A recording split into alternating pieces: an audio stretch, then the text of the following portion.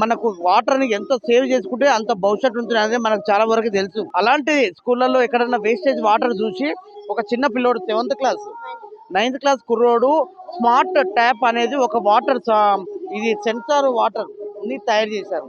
So దీనికి దాదాపుగా 3 రోజులు సమయం పట్టిందంట. దాదాపు వాటర్ ని మనకు ఎంతవరకు అవసరం ఉంటుంది ఏంటి అనేది చూస్తున్నాము. ఇక్కడ మనకు చూపించే ప్రయత్నం చేస్తున్నాము. వాటర్ ఇలాగే వస్తుంటది. ఇట్లా గ్లాస్ పైకి ఎత్తినప్పుడు సెన్సార్ తీసుకొని వాటర్ ఆటోమేటిక్ గా ఆఫ్ అవుతుంది. మళ్ళీ దాన్ని యథాస్థానం తీసుకొచ్చేసరికి వాటర్ వస్తుంది. Project name smart tap sir. నేను గుంటూరు జెడ్పీహెచ్ఎస్ హై స్కూల్లో చదువుతున్నాను సార్. నేను ఈ స్మార్ట్ ట్యాప్ ని తయారు చేయడానికి 3 రోజులు పట్టింది సార్.